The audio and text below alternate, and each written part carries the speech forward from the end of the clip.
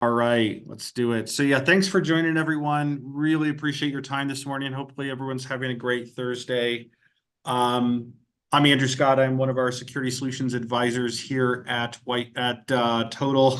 I'm joined by Steve Murphy, one of our partners over at Whiteboard IT Solutions. And today we are going to be talking about security strategies for K through 12 and higher education, the academia sector, and really how to navigate the ever-evolving threat landscape, the challenges they face, and identify, what is the path for it, right? We're just going to talk about the problem.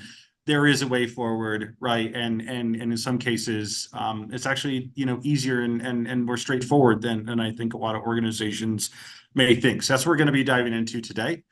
Um, Cool. This is our agenda. So we're gonna, like I said, talk real quick about the, K through 12 and higher education threat landscape. It's really important that we understand what the threats actually are, what we're trying to battle, right, as in that sector, and then really how do we start to, fight back, right? So those cybersecurity strategies, and not just cyber, but I think really, cyber and information security's role in IT administration and systems management, and really the best practices that support a more mature security posture. We'll talk about how to put it into practice. What do we do, right? We're not just talking about theory. It's actually how does this apply. And then lightly we'll talk about how Total, right, as a platform has really helped academic institutions transform, move forward, and so forth. And we'll open up to Q&A for everyone. So without further ado, just figured we introduce ourselves for those who don't know us. So as I said, I'm Andrew Scott. I'm one of our security solutions advisors here at Total, working with all different industry verticals and partners to really help transform, right, those organizations and our partners and guiding them. I spent, 10 plus years, as you see, in cyber, government, threat intel sectors, and have been, an MSSP leader, for some big orgs, IBM, been, executive security advisor and consultant, and really my focus is around developing proactive and security transformation strategies for all, industry verticals and types. Like I said, joined by Steve Murphy. Steve, and if you want to introduce yourself, give an idea of what you do there at Whiteboard. Sure. Steve Murphy, President of Whiteboard IT Solutions. We're an MSP located in Buffalo, New York. Been doing this for longer than I care to admit to. My wife actually saw the slide and she's like, you're going to be at 25 years plus very soon. And I'm like, I don't want to talk about it. But yeah, been in the industry a long time and worked in various capacities at every level of the industry. In the last 10 years or so, though, we've had more of a security focus as this has become the hot area of the industry. And specific to academia, prior to the pandemic, we only had one or two clients inside the educational space. But we have seen a rapid explosion since then of working with everyone from grade school on up to the university level. And the needs are great. So we're happy to fill that gap and try and help them. Yeah, and that experience is going to be super crucial. We'd love to hear kind of what you've been doing, for those organizations here today as we work through this. So as I mentioned, we're going to talk through the threat landscape here real quick. And I think, to start out, it's really important to really just acknowledge and rip the Band-Aid off that the threat to academia really continues to be pervasive, right? We see some of the examples here on the left-hand side, whether it's, actual universities and K through 12 schools that are getting hammered during holiday seasons, obviously staff being, away or lighter, supported there. But really the continued speed and volume of these, obviously notable ransomware, but, adversary shifts as well, right? And so, for example, we see on the diagram on the right-hand side, and this comes from, our friends over at Recorded Future, a threat intelligence firm, and kind of their reporting, that they do. But really, even though it's showing that ransomware attacks on school districts are declining, adversaries are really starting to shift, methodologies and so forth, right? So leveraging stolen and compromised credentials to log into environments and steal that data and then extort their victims is really, now a major tool in their toolbox. And so they're really, bottom line, skipping the encryption part and just moving straight to stealing that data. So I think it's important to also acknowledge, even though we're seeing ransomware events drop, the attacks simply are continuing, and they're actually starting to become a lot more discreet in the way that they're targeting organizations through use of these stolen credentials. And that's obviously as organizations and offenders and the tools by which they utilize are getting better at detecting and preventing ransomware, kind of IT best practice around backups and, business continuity and disaster recovery planning.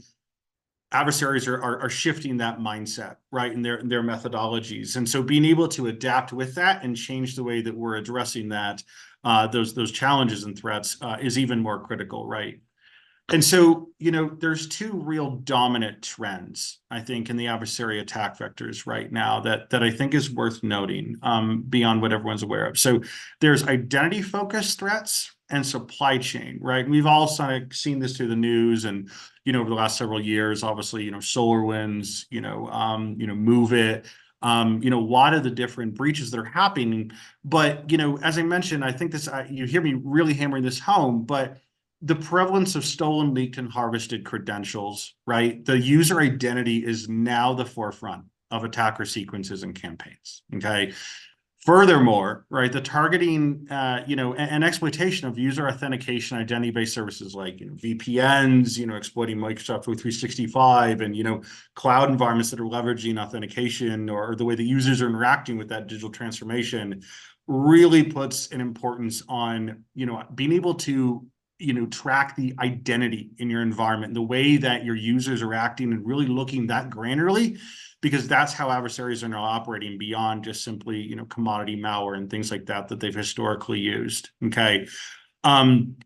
Supply chain vulnerabilities, right, kind of obviously tied to some of those, features that I mentioned, VPNs, cloud service providers, SaaS technologies, et cetera. But these are a huge pain point, right, for academia and all organizations, but especially academia, from, right, the pandemic where, remote and home learning became kind of a new norm and being able to, learn online and sending kids home with laptops or, internet connect services, whether you're going to school remotely or online or in a hybrid manner. The new sort of zero-day focus and exploits on critical technology vendors, right? Targeting those larger, vendors that organizations use to do, to execute and educating their students and running, university and K through 12 operations.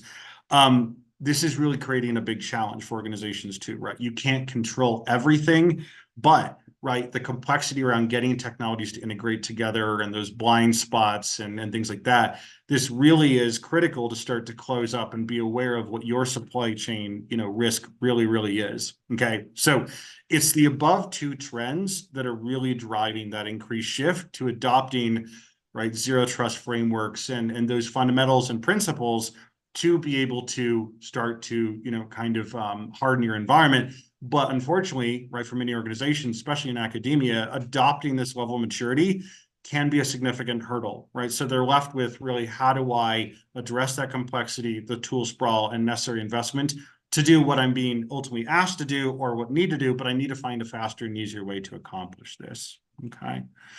So real quick, diving into, the specific threat profiles, right? And I think it's important, like I said, rip that Band-Aid off, understand who your adversary is, what is it you're fighting back against. We look at K through 12, really, well, why are they targeted, right? Obviously beyond the disruption, right, of school and educational services, but there's a lot of sensitive data that K through 12 organizations hold, right? Not just student data and that of minors, right, of which, harks to, potential data privacy, considerations, so forth, wherever you're doing business, right? But also, parent data, financial information, even healthcare records. If you've got, kind of more of a private health clinic or whatever we see in some, larger, more private schools, Really, and so, obviously beyond the financial motivations of ransomware and data theft extortion, there's a lot of valuable information for these cybercriminals adversaries to take and then be able to sell, right, on the dark web or to leverage as part of identity and fraud. And so it's not just the ransomware and data theft extortion, it's the ultimate impact on your students, the parents, the teachers, the administrators, if that data is stolen. And that could have serious ramifications, right, against a school district and legal mechanisms, right, especially where they are publicly funded, maybe beholden to, kind of more, state legislation and regulations that are required. Okay, and unfortunately, a lot of these orgs have a less mature security posture Mm. to fight back. And so we look at, the most likely threats. I mentioned cyber criminals, right, supply chain attacks, but something else that's kind of come up the last several years, especially, right, and it's been ongoing, but more and more notable is hacktivists, right? So these are ideologically motivated, attackers that either politically, religiously, various ideologies. And so being mindful, right, of what your administrators are openly saying on social media, speaking to, the media about, if there's an ideological or religious bent potentially that leaning that your organization has. We're not going to get into geopolitical, aspects here, but it is important to accept and understand that your organization or education institutions postures around, right, different, ideologies or alignments will draw the attention of adversaries who simply view the other side and will try to opportunistically target whatever they can get their hands on, right, or whatever they can access or exploit. Yep. Steve, I mean, what are your thoughts on this? What have you seen from, kind of these perspectives of hacktivists and ideology, especially against education sectors? Yeah, I think we're seeing it right now, Yep. with obviously the protests that are going on all throughout the country, um, and in security practice, we aren't here to judge who's right or wrong in this point, but we want to look at it from, well, what are the new threats that are presented by this? We just had a protest at University of Buffalo yesterday, and the police reports came out that they said about half the crowd was unaffiliated in any way, shape, or form with the university. Um, you have individuals breaking into buildings, that type of thing. So now physical security is becoming a piece to this. Um, so there are hacktivists taking advantages of all sorts of kind of chaotic situations that are going on to try and push whatever they want to do. The other thing that we are seeing is most individuals are not aware of kind of attackers for hire. If you go onto the Tor network, you can pay for, $50. I can ruin someone's credit, and I don't have to do anything for it. Someone else will do that for me. So I think the prevalence of tools now that are available for anybody. So all they have to do is think a certain way, and then if they find out they have access to these types of attacks, they could execute very easily on them. So I think this is a huge threat right now, and we are seeing an uptick in it, just based on what's going on right now. Yeah, no, great point, right? And I think that's, you know, for higher ed, I think, not to say K through 12 doesn't have, a significant amount of importance, but I think that the threat landscape and exposure becomes even more broad, right? Because of the relationships and so forth that higher ed institutions have. Obviously you see here, why are they targeted? There's obviously the sensitive information, the ransomware and data theft extortion for interruption, that, extortion methods there. But, a key area also to think about in terms of higher education, threats and securing those environments is, universities are prime targets for, nation state advanced persistent threats, looking to access or obtain, sensitive university research, right? Which may focus on bioscience, medical research, technology, aerospace. A lot of universities have relationships with government institutions, our nation's government, but also just around the world, each other, nonprofits or major, kind of multinational organizations. And so, this is a huge vulnerability, right? For universities, especially where you've got very advanced adversaries trying to get access to things that they could, utilize, right? But that this information may not be, properly secured, controlled, et cetera. And so, as you mentioned, right, the relationships, I think, between, organizations, right? The fraud, the, hey, how am I going to get in, right? I'm going to pull on, you see, or I call out insider threats, but, we've seen, adversaries in the past, extorting or blackmailing certain people through various mechanisms to get them Hmm. to sell access or other items. So, I think this is really, really important, but, from the university landscape, right, and the pressures that they're facing, around, recruiting and enrollment, kind of what are your thoughts around the threat specifically for higher ed there, Steve?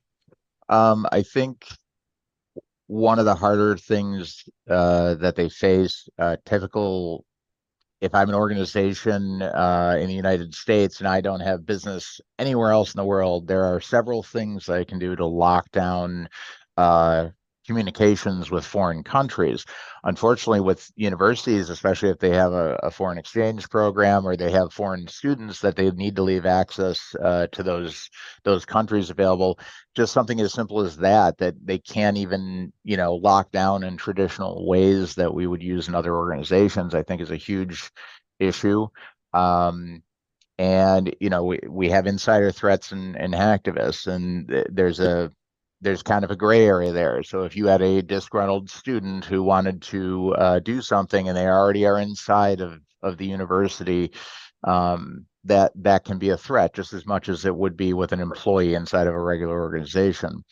So I think there's some unique aspects to the university and higher ed is these kind of you need to stay open to the rest of the world to Right. perform, and so that in and of itself is a problem from a security aspect.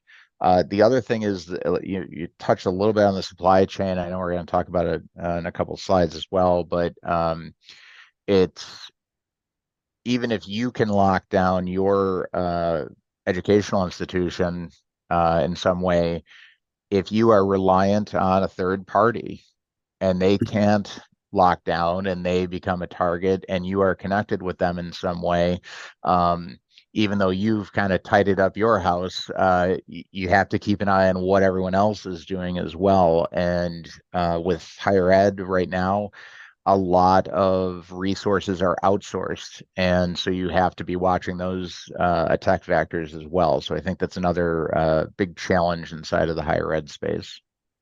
Yeah, I'm really glad you mentioned that, right, about the interconnectedness, right? Because if you think about higher ed, right, I mean, part of the whole mission, right, is information sharing, education, collaboration, right? Not withholding that, but trying to spread that wealth of knowledge to be able to educate and advance, right, the world, right, and Yeah. industry and so forth. And so, yeah, not just the outsourcing, but I mentioned it before, but really thinking on the way that identities and users interact with each other. Is there net connected systems? Do we have, kind of authenticated access between each other? Right? How are we sharing these documents, this information? If an identity was to get compromised, what could they access, right? Kind of where can they move? And so thinking about, it's not me, it's you, right? Kind of concept, but really for academia, this presents a challenge, right? So kind of focusing in on who are my users, who are my identities, right, that I've got, whether it's students, as you mentioned,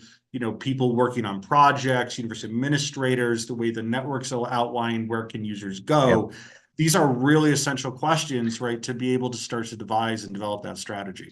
And it's also inadvertently the third parties of those people that kind of Right. contribute to this. I was talking with this was a high school locally, and the concern was actually over parents that were communicating sensitive data over email, and were sharing this stuff, and them being concerned about is that a way that information could leak about the student.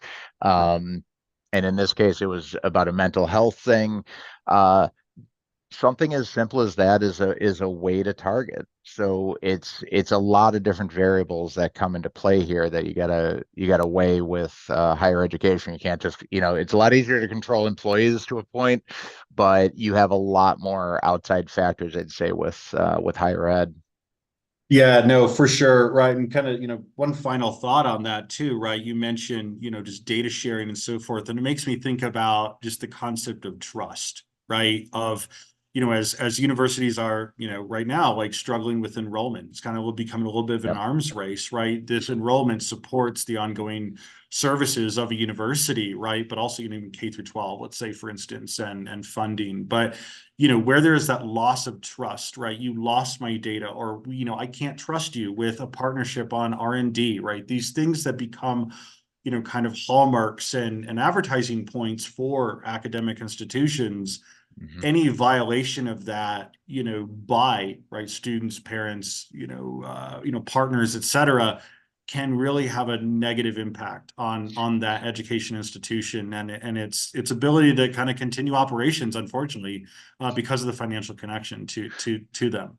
Yeah, literally the number one question I get whenever anyone's kind of pushing back on me about the level of security that they should have, that type of thing. And I always say is, well, what are your concerns about what could happen? And, Right. inevitably they say something effective, well, I don't care if I get ransomware and I got backups. I don't care about this because that. And I'm like, well, isn't the number one thing your reputation?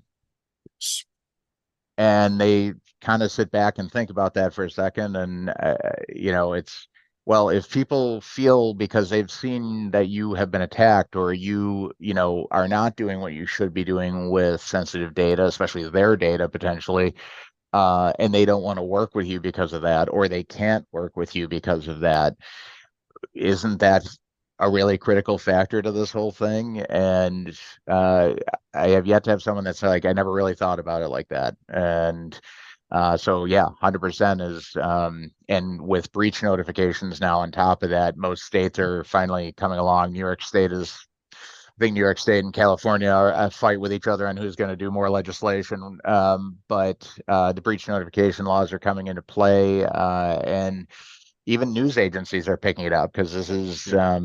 this is fodder for the 6 o'clock news. So, um, yeah, it's definitely Yeah. a big piece.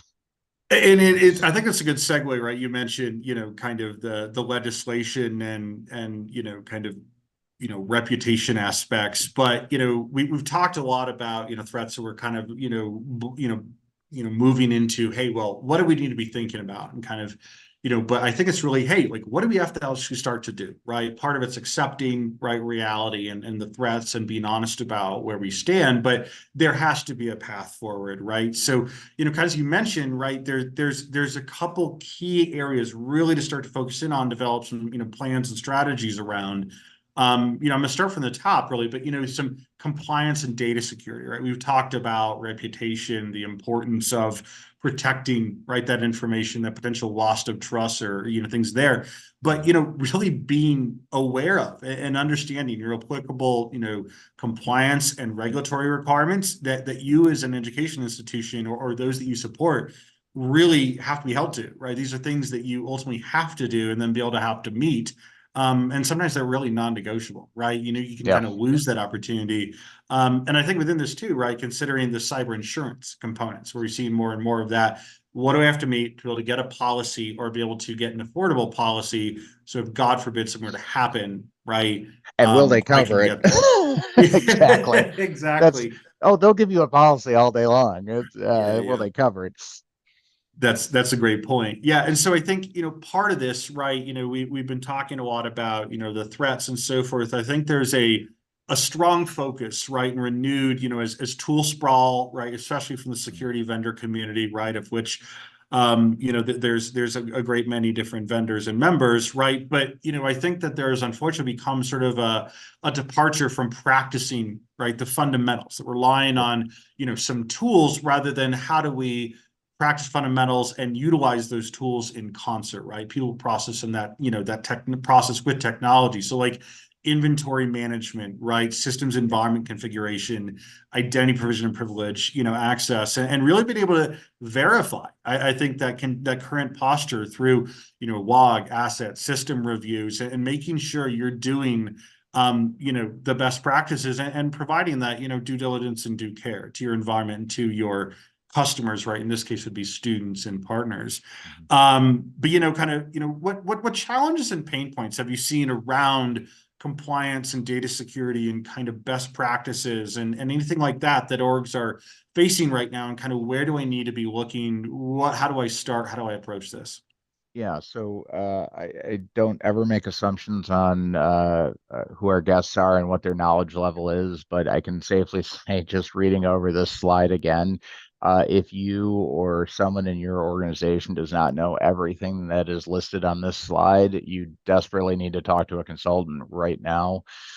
These are kind of all table scraps right now. You should know what security framework you're working towards. I don't care what it is personally, but you should be working towards one. Um, I think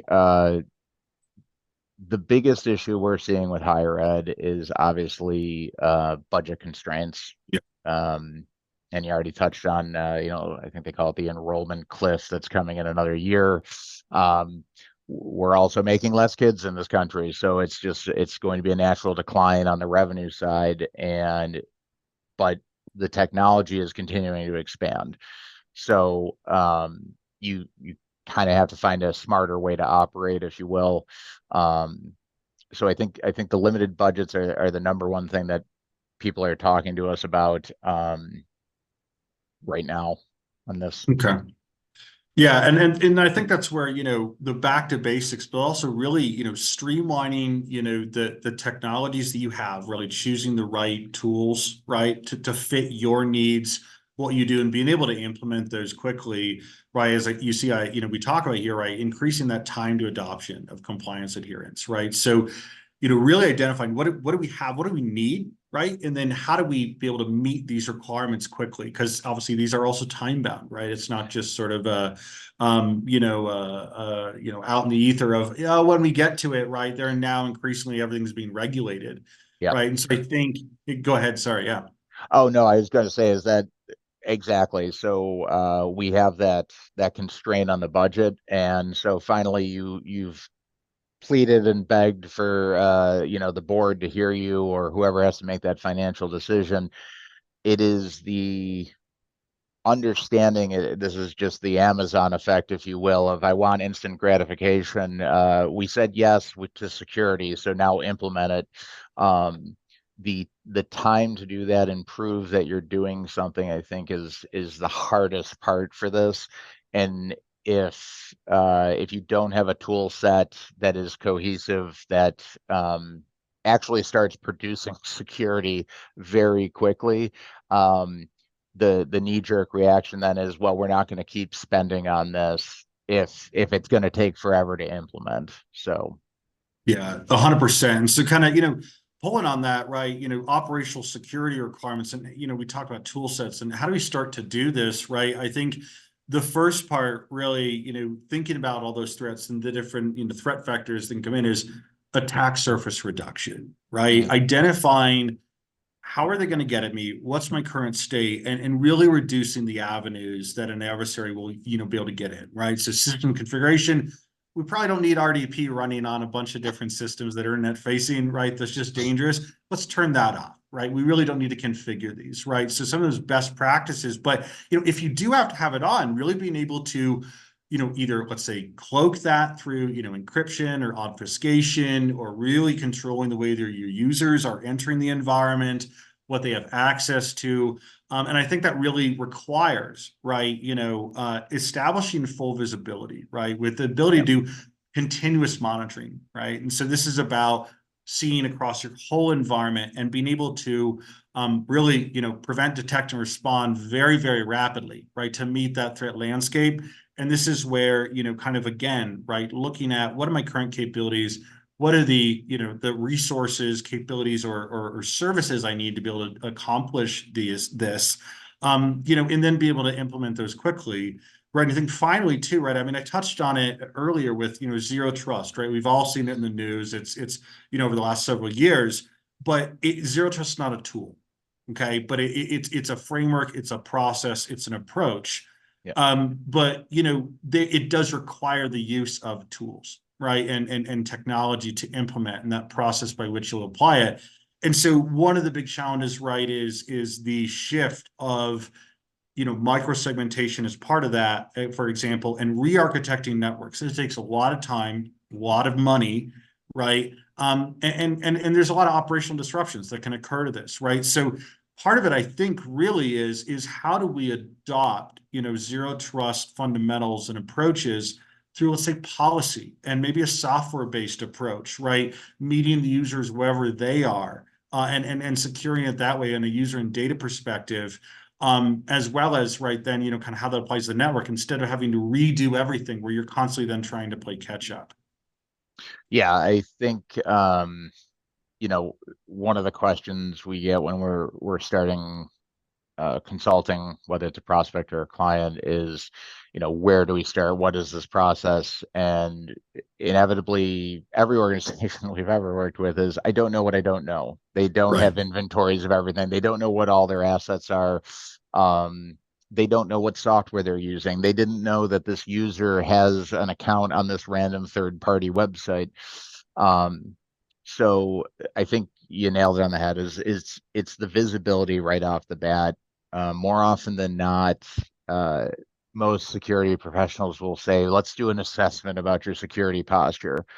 We're past that at this point. You need to know really what's going on. So for me anyways, it usually starts with a tool that it's the monitoring aspect of it, where at least I know what's going on and I can begin going through this myriad of uh, different assets that need to be locked up. I don't even know that I had RDP available on the internet, or I didn't know I didn't have two-factor authentication on my 365 account.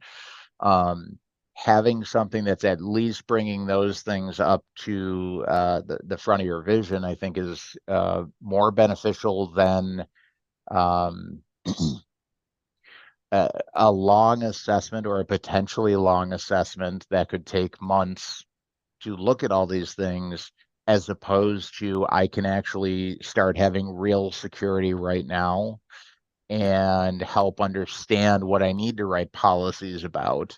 Um, it's not that most security frameworks aren't written in a logical order. I just feel like in practicality nowadays, I'd rather have visibility on everything before anything else, because then I know what I'm dealing with. And we've even had situations in our implementations with Total. We've done proof of concepts that as soon as we installed, immediately we are seeing an adversary attack that was unknown, Right. because they don't want to be seen. Um, so, if it took me months to do an assessment on them, and it's like, well, the good news is we know what the problem is. The problem is it was 2 months ago, and we didn't do anything about it. So that's really what I think is the key right now, is getting that visibility. Yeah, no, I would absolutely agree with that, right?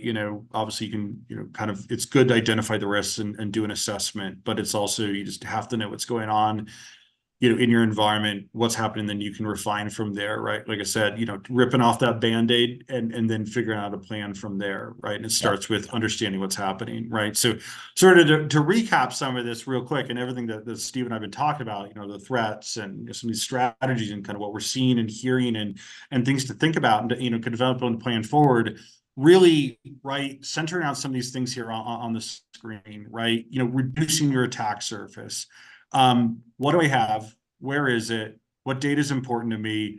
And then what do I need to clean up, right? What really isn't needed, or how do we get eyes on to what truly is going on in my environment, right? Whether that's through, definitely through observability, logging, like get this information into like a SIM to get full eyes on, right? Where that's that big picture and seeing everything, and then being able to continually refine, assess, and apply the right, security controls and so forth on capabilities through the environment. As I said, really understanding yourself, right? And focusing on protecting your crown jewels. And I think this is really kind of, Steve, as you mentioned, right, that aspect of reputation and trust, right? Another way to think about it is, if I lost X, what would how much Y would I lose, right? Exactly. What is the impact to me? And really tying it to what an organization does, even though, maybe not formal business, right? Universities and higher ed and education K through 12, it is a business. Yep. There's the enrollment aspects and so forth. As you mentioned, Steve, right, be able to get eyes on what is security events happening, what do I need, and being able to match that quickly, okay, through that, prevention, detection, response. Really, I have to get these capabilities implemented so I can start to understand what normal is and isn't, and then be able to take it from there, and start to work off of actual tangible facts. Is really, really important. And being able to also, you've heard, us talk about it for everyone on the line, right? But supply chain and third party risk, right? Digital transformation and globalized, sort of world we live in now, and especially, crossing borders, it's critical to understand, who am I doing business with from a technology and vendor standpoint? How are they taking security seriously or not? What's their role in interacting with me and kind of what we have in those crown jewels?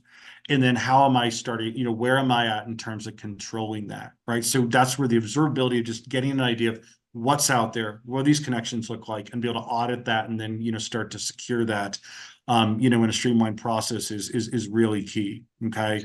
I think, as I said, ongoing, right? And finally, really that ongoing governance and reporting. This isn't a one-time, one and done. There's a continuous process as your institutions or those that you serve are evolving or adapting. It's about using that output from the tools, the environment, kind of Yep. what you're seeing, and being able to apply that there.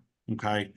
Um, I want to really quickly touch on, for those on the line who are curious, right? Obviously, Total, we are a security vendor, sorry, with wide range of capabilities. We really seek to support a lot of our managed service partners, the channel, but really ultimately enabling those outcomes for educational institutions that you all may serve, right? Like Steve mentioned, some of the ones that he serves. So very quickly, going to just cover, what Total does, right? And then, kind of want to open it up for questions as well. Total is a single agent that brings all different capabilities to wherever those devices and where your data lives and works, right? So you see here, we've got, SIM for full observability. We've got a full managed detection and response SOC as a service, including threat hunting and response capabilities. We've got our own endpoint security. So locking down, wherever, whatever assets are in the environment or need to be controlled, really meeting them wherever they are, right? And securing that specific endpoint, but also, right, our secure access service edge capability, not just, application monitoring and enforcement and control, right? Kind of in securing the way that your users interact with that, but it really does also provide, that obfuscation, observability, obfuscation and visibility cloak, right? Being able to hide that attack surface and really reduce it in the way that it's approaching, network security and those requirements at the endpoint level, right? It's like carrying around a big layer 7 firewall and, encryption package, in your pocket wherever you go. Okay. And then being able to manage that east and west traffic, right? Protecting those crown jewels, that data, making sure people can't access that through the land zero trust, solution that we have. And then also being able to continually refine, track progress, get that evidence of your performance through, our GRC module and the dashboards that it's leveraging, from all the capabilities that we've already mentioned. Okay, so really, I think the bottom line here, right, for academia, right, get peace of mind. Really try to understand what's going on, and then protecting and securing the way that your users and the people in the environment, are, and wherever they're coming from. Okay, whether this is and being able to identify like external risks of those adversaries and different focuses that we identify, but also insiders, right?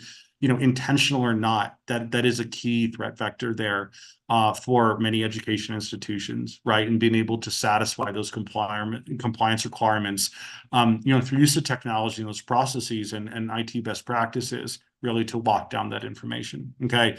Ultimately, this is all going to really help consolidate and streamline, the security stack. So, Steve, kind of want to be able to have time for folks to ask questions here in a moment, but summarize, kind of what advantages has Total meant for your security practice and services, especially for the academic sector? Sure.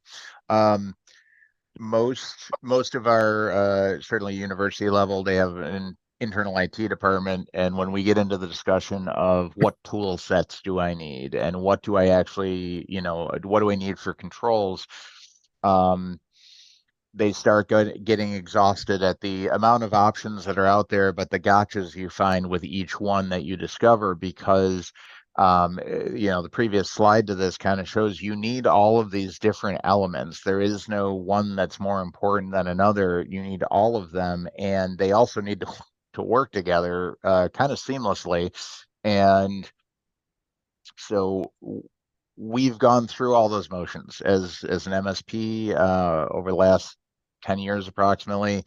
Um, we've looked at every other security product. We've used them. We've been partners with them, but we quickly found those gaps of, okay, this is great that this tool does this one thing that I need for security, but it needs to be talking to this thing now. And I don't have the time, the resources, the money, the will to actually integrate all of those things. So Total has been great from that perspective of tying those critical pieces together, um, and backing that up with humans. I can't say that enough. One of the biggest working things, for us is we need to do things smarter and we need to be able to have trusted partners that are watching these tools. You can't set it and forget it. So that's a big aspect of it for us. And then we've touched on the speed as well. So because I'm getting all of these tools that you had on the previous slide with one agent, I'm not installing multiple agents on every device. It allows us to roll out all of the security in days for any size organization. So, I'm even talking universities of, thousands and thousands of endpoints. We can roll out real security in days. So that ability to actually have real security and go back to the board and management and be able to say that that thing you signed off on, we're actually doing it right now. We have visibility. Here's the next action item that's coming out of this, as opposed to a bunch of disparate tool sets where, okay, we installed one, it's sort of doing its thing, but I still don't have reporting because I got to link that into this other thing. And it's just excuse after excuse, and that just doesn't look good on any department from an IT standpoint. So, for us, it's real security right now. Awesome. No, great. Glad to hear that. Yeah. So I figured, obviously I know we're a little bit over, so great discussion today. Hopefully folks have gotten some good value to that. Wanted to kind of check the Q&A, see, if anyone has any questions, feel free to throw it into the chat there. And Steve and I'd be happy to answer any of those that you might have. If anyone has any questions afterwards, right, feel free to email either of these here, right, sales@total.com. You can get right in touch with us here at Total about how we, help support this, talk with, security advisors or staff like, myself here. Also, if you're in immediate need of assistance, right, feel free to hit up, Steve and his group there at Whiteboard, our partner there. But we really appreciate everyone's time today, right, spending some time. Yeah, great. Kristen says, not a question, but thank you both, right? Yeah, we're really glad, there, Kristen, to be able to help support you and your organization. So thank you so much for putting that in the Q&A. But awesome. We will let everyone go.